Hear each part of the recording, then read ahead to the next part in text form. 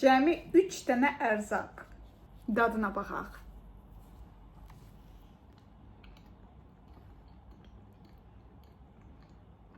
Süper.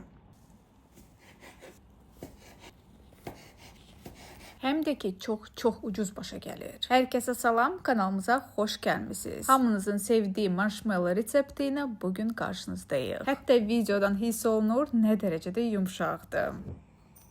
Jelatinə su əlavə edirik. Tam qarışana qədər qarışdırırıq və qoyuruq qırağa şişməyə. Bu vaxta qədər isə biz qabımızı hazırlayaq. Formanın diametri isə 16 cm 16-yadır.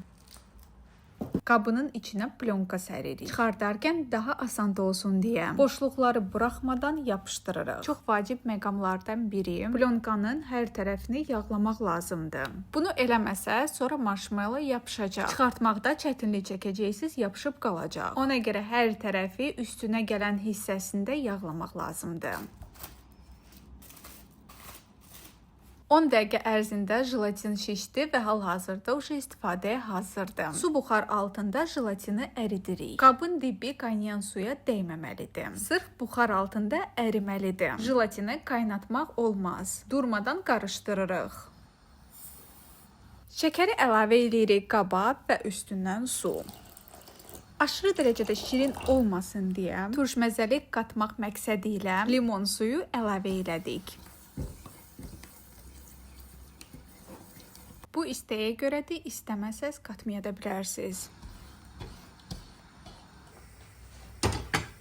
Qoyuruq ocağa və ara-sıra qarışdıraraq gözləyirik qaynamağı. Belə gözəl və asan reseptləri itirməmək üçün mütləq bizim kanalımıza abunə olun. Hər dəfə təzə video gələndə sizin də xəbəriniz olsun. Şəkər tam əriyib və qaynamağa başlayıb.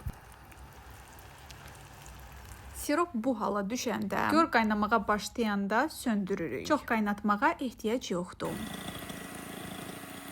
İsti jelatini mikserin asta sürətində çırpmağa başlayırıq. Qabarcıqlar çıxandan sonra qaynar siropu videoda gördüyünüz kimi yavaş-yavaş tökürük. Hamısını birdən tökmək olmaz. Sirop qaynar-qaynar tökülməlidir. Ocaqdan götürən kimi bu prosesə başlamaq lazımdır. Soyusa bu effekti əldə eləmək olmayacaq. Videonun bu hissələri qəsdən saxlamışıq ki, tam aydın görə bilərsiniz.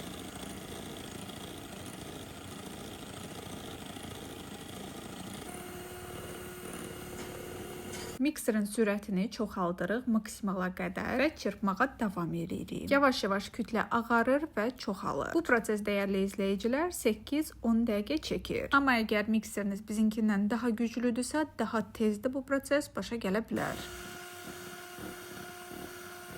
Kütlə qatlaşıb və artıq mikser çətinliklə qarışdırır. Baxın, videoda görsəndiyi kimi bu vəziyyətə düşməlidir. Hazırdır, bunu bu halda saxlaya bilərsiniz, amma biz daha maraqlı olsun deyə qida boyası əlavə eləmək istədik.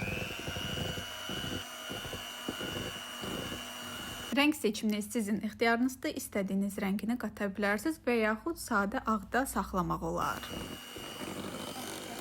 Tam qarışandan sonra əvvəlcədən hazırladığımız bu qaba tökürük. Burada ləngimək olmaz. Kütlə soyuduqca bərkiyir. Dərhal hazır olan kimi qaba tökmək lazımdır.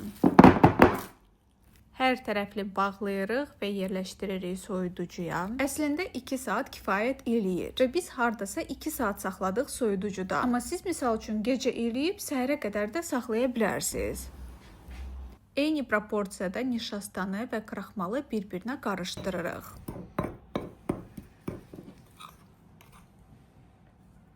Səpirik taxtanın üstünə və biraz yayırıq. 2 saat artıq keçib, marshmallow bərkiyib, indi bunu kəsə bilərik. Bir-birinə yapışmasın deyə şəkər tozu və kraxmalı üstündən də səpirik. İstədiyiniz formada və yaxud razmerində kəsə bilərsiniz. Kəsik olan qırağı yapışmasın deyə nişastaya və şəkər pudrasına batırırıq. Çox ucuz, əsas 3 məhsulla boyadı, kraxmaldı, şəkər tozu nəzərə almadan belə bir gözəl nəticə əldə elədik. Mağazadan baha-baha almaqdan isə evdə belə hazırlayın. İnanıram ki, uşaqlar 100% sevinəcək. Sizə də çayını içməyə nuş eləyə bilərsiniz. Bugünlük bu qədər. Videonu axıra qədər izlədiyinizə görə təşəkkür edirik. Sağ olun.